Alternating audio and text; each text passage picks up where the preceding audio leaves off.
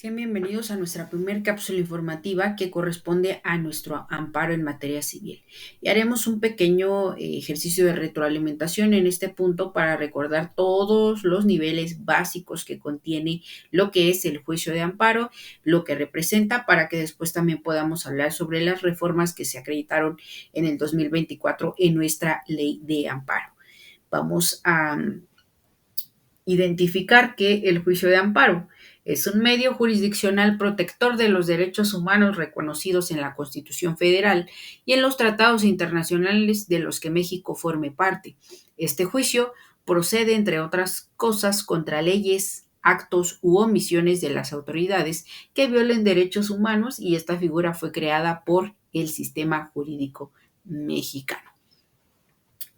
Todos podemos promoverlo, todos tenemos la posibilidad de este medio de defensa, como lo indicamos al inicio de nuestra materia, por cualquier violación a derechos constitucionales, a cuestiones de derechos fundamentales, a cuestiones de derechos procedimentales y, por supuesto, en cuestiones de derechos humanos, como bien lo mencionamos, en cuestiones también sobre instituciones. Ya hablaremos de la clasificación en algún punto sobre lo que va a relacionar nuestro amparo directo y el amparo indirecto. En esta materia en específico, lo que es civil, tomaremos algunos aspectos también de el nuevo procedimiento, lo que es de acuerdo al Código Nacional de Procedimientos Civiles y Familiares, pero vamos a tener el contexto suficiente sobre estas bases y así poder ir determinando lo que vamos a utilizar dentro de nuestra materia. Recordando que en el artículo 5 sobre nuestra ley de amparo, ¿quiénes son las partes en el amparo?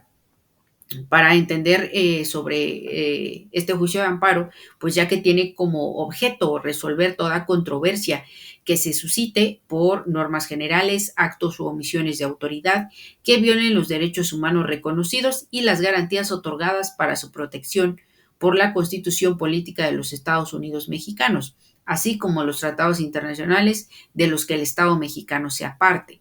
También por normas generales, actos u omisiones que la autoridad federal que vulneren o restrinjan la soberanía de los estados o la esfera de competencias, siempre y cuando se violen derechos humanos reconocidos y las garantías otorgadas para su protección sobre nuestra propia Constitución. También aquellas normas generales, actos u omisiones de las autoridades de los estados que invadan la esfera de competencia de la autoridad federal, siempre y cuando se violen los mismos mencionados, que son los derechos reconocidos, ¿no? El amparo protege a las personas frente a normas generales, actos u omisiones por parte de los poderes públicos o de particulares en los casos señalados en la ley de amparo. El juicio de amparo se tramitará en vía directa o indirecta, se substanciará y se resolverá de acuerdo con las formas y procedimientos que establece la propia ley de amparo.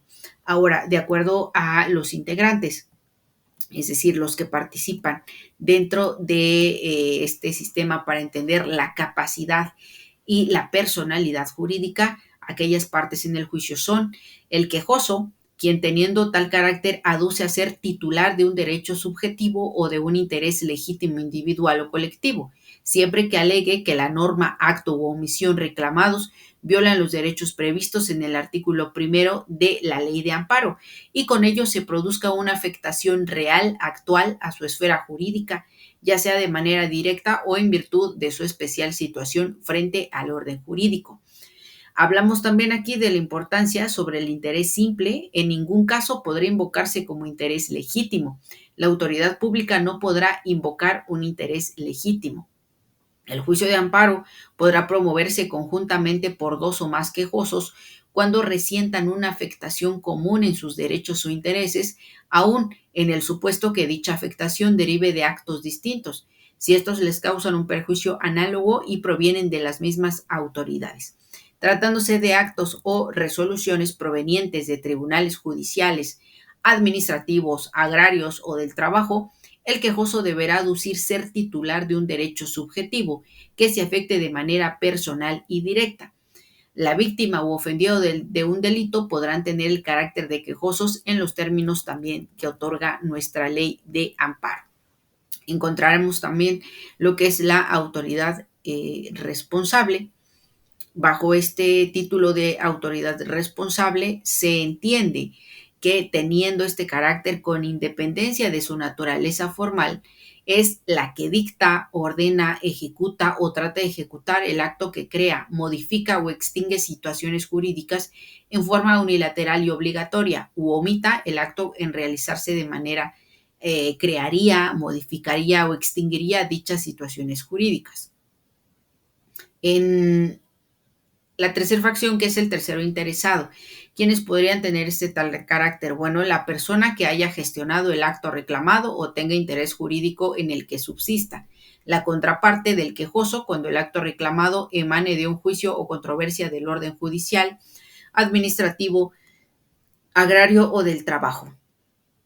La víctima del delito u ofendido o quien tenga derecho a la reparación del daño o reclamar la responsabilidad civil, cuando el acto reclamado emane de un juicio del orden penal y afecte de manera directa esa reparación o responsabilidad.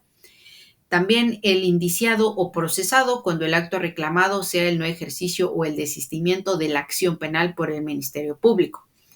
El Ministerio Público que haya intervenido en el procedimiento penal del cual derive el acto reclamado.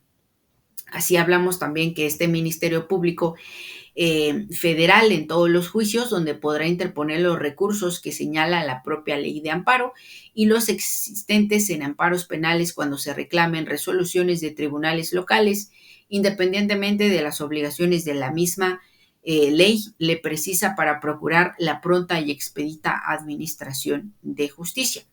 Sin embargo, en amparos indirectos en materia civil y mercantil y con exclusión de la materia familiar donde solo se afecten intereses particulares, el Ministerio Público Federal podrá interponer los recursos que la ley de amparo señala solo cuando los quejosos hubieran impugnado la constitucionalidad de normas generales y este aspecto se aborde en sentencia.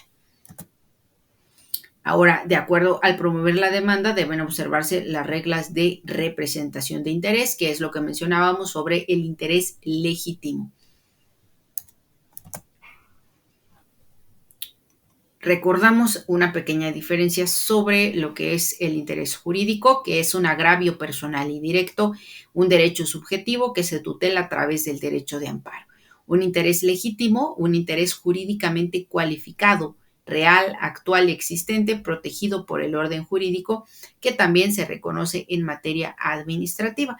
Es decir, en estos aspectos la afectación debe ser de manera directa y ese es uno de los principales puntos sobre una de las reformas en cuanto a la aplicabilidad de ciertas normas. Ahora, la autoridad responsable, como vimos algunos aspectos, es que su definición es uno de los problemas un poco complejos en la materia. No obstante, podríamos decir que es la parte procesal que se integra por la persona física o moral perteneciente a la federación, los estados o los municipios, que con facultades o sin ellas, en el uso del poder público de manera unilateral y obligatoria, crea, modifica o extingue situaciones jurídicas en perjuicio de los gobernados. En dos aspectos, porque puede ser parte procesal y bien puede ser una persona física o moral.